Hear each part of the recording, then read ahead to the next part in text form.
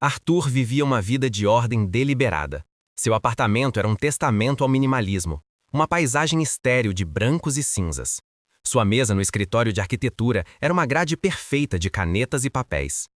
Cada camisa em seu armário estava pendurada com exatamente 2 centímetros de espaço entre os cabides.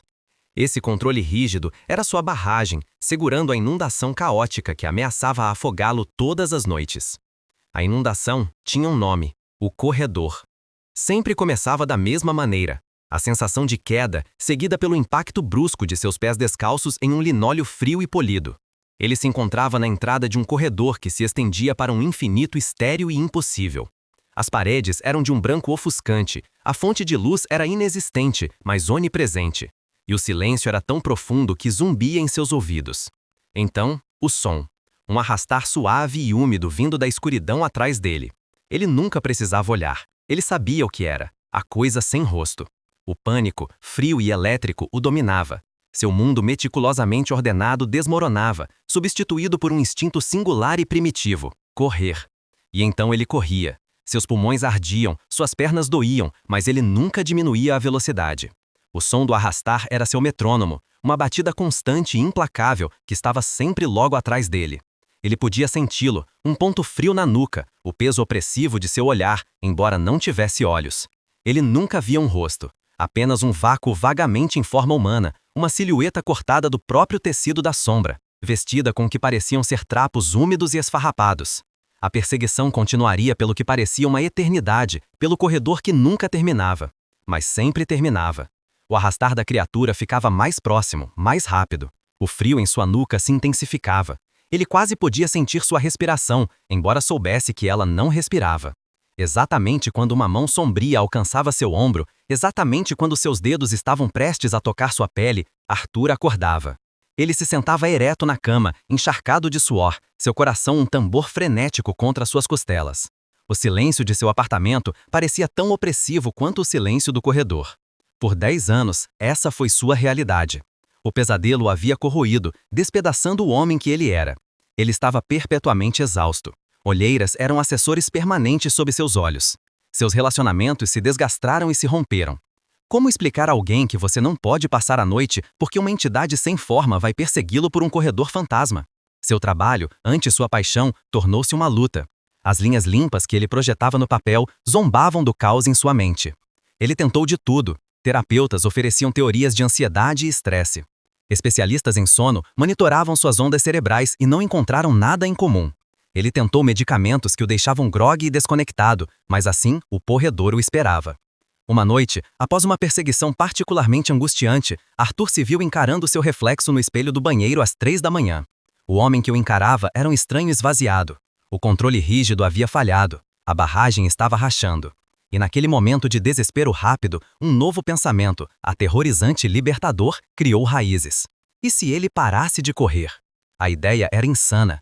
Cada fibra de seu ser gritava contra ela. Parar era ser pego. Ser pego era o quê? Ele não sabia.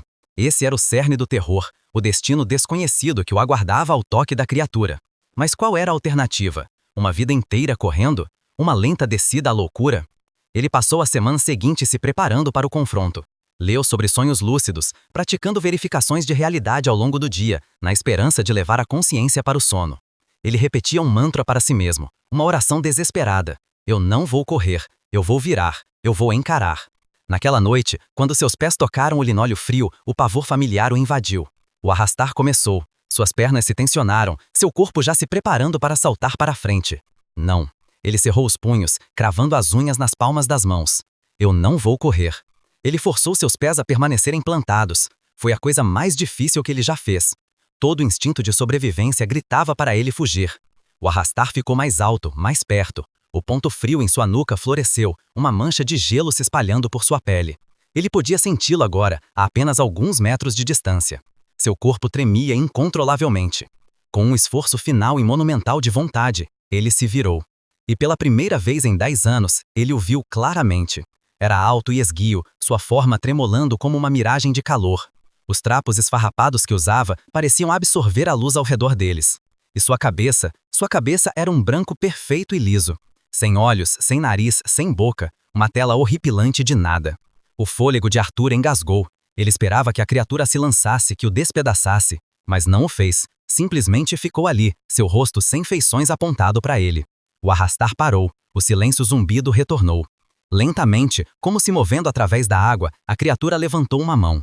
Seus dedos eram longos e finos, como galhos mortos. Arthur se encolheu, preparando-se pelo fim. Mas a mão não alcançou sua garganta. Ela se abriu, com a palma para cima. E em sua palma havia um pequeno objeto. Era um carrinho de brinquedo, um pequeno modelo de metal, sua pintura vermelha lascada e desbotada nas bordas. A visão daquilo atingiu Arthur como um golpe físico. Uma onda de vertigem o fez tambalear para trás. O corredor cintilou, as paredes brancas se desfazendo em estática. O carrinho vermelho, ele conhecia aquele carro. De onde ele conhecia? Uma névoa em sua mente espessa e protetora resistia a ele. "O que você quer?" Arthur sussurrou, sua voz rouca. A criatura não respondeu, não podia, não tinha boca. Apenas estendeu a mão ainda mais, oferecendo o brinquedo. Arthur encarou o carro, sua mente um turbilhão de confusão e horror crescente. Vermelho. Era o favorito de Léo. Léo. O nome era uma chave que destrancou uma porta que havia murado e esquecido por 25 anos. A barragem não apenas rachou, ela explodiu. A memória não veio em gotas, foi um maremoto. Ele tem 7 anos, o sol está quente em sua pele. Ele está no jardim da frente de sua casa antiga, aquela com o grande carvalho. Ele deveria estar vigiando seu irmão mais novo, Léo, que tem apenas 4 anos. Léo, com seus olhos bralhos e travessos e uma risa que soava como sininhos minúsculos. A mãe dele chama da varanda. "Arthur, pode vir me ajudar com estas compras por um segundo?" "Vou estar", ele grita. Mas ele se distrai, as sacolas de compras são pesadas e ele está orgulhoso de ajudar. Então ele vê uma revista em quadrinhos que queria, espiando de uma das sacolas. Ele pega, sua atenção completamente capturada pelos painéis coloridos de super-heróis. Ele se esquece do jardim, ele se esquece de Léo. Ele só levanta o olhar quando ouve o som. Um guizo agudo e frenético de pneus, seguido por um baque duro e doente. E então, um silêncio mais terrível que qualquer choro. Ele corre, a revista em quadrinhos escorrega de sua mão. Ele vê o pequeno carro vermelho no meio da rua, e a alguns metros de distância, uma forma pequena e imóvel. O mundo se dissolve em um borrão de adultos gritando, luzes piscando e um lâmina que ele só mais tarde percebe que está vindo de sua própria garganta. A gupa era um veneno, era demais para a mente de uma criança de 7 anos suportar. A dor, a responsabilidade, a imagem daquele carro vermelho no asfalto, sua mente fez a única coisa que podia para sobreviver. Construiu um muro. Trancou a memória na masmorra mais profunda e escura de seu subconsciente e jogou a chave.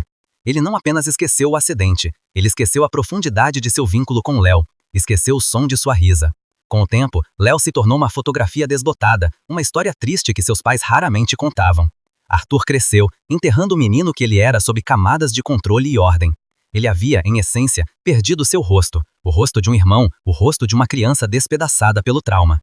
De volta ao corredor, lágrimas escorriam pelo rosto de Arthur, quentes contra sua pele fria. Ele olhou do carrinho para a criatura sem rosto. Ele entendia agora. Não era um monstro, era um mensageiro. Era ele, a parte dele que ele havia abandonado, o menino de 7 anos se afodando em culpa. Não estava o perseguindo para machucá-lo, estava o perseguindo para devolver o que ele havia perdido. Estava tentando lhe dar seu rosto de volta. Ele lentamente estendeu uma mão tremula que pegou o saco coldo. No momento em que seus dedos se fecharam ao redor dele, a figura começou a mudar. A tela em branco de sua cabeça começou a ondular, traços começaram a emergir do vazio. Não de um monstro, mas de uma criança. Era seu próprio rosto, aos 7 anos, conturbado em angústia e tristeza. A coisa sem forma era o rosto de sua própria dor reprimida. Arthur caiu de joelhos, agarrando o carrinho de brinquedo contra o peito e soluçou.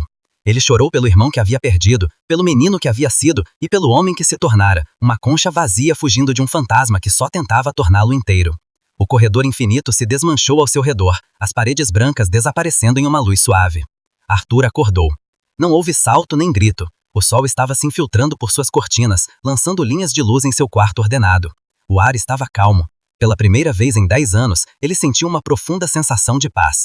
A perseguição havia acabado. Ele olhou para a mão. Estava vazia, mas ele ainda podia sentir o peso fantasma do pequeno carro vermelho, um bardo doloroso e precioso que ele finalmente estava pronto a carregar. Ele sabia o que tinha que fazer. Mais tarde naquele dia, pela primeira vez em mais de 20 anos, Arthur visitou um pequeno e tranquilo cemitério nos arredores da cidade. Ele encontrou a lápide, gasta pelo tempo e coberta de era. Ajoelhou-se, limpando as folhas e ervas. Léo Miller, amado filho e irmão. Ele colocou a mão na pedra fria, um novo carrinho de brinquedo, um vermelho brilhante e reluzente que ele comprara no caminho, pousado suavemente em sua base. Me desculpe, Léo, ele sussurrou, as palavras uma rachadura na barragem de seu silêncio de décadas. Eu não estava mais correndo. Ele finalmente estava em casa. Esta história foi uma apresentação de Contos das Sombras.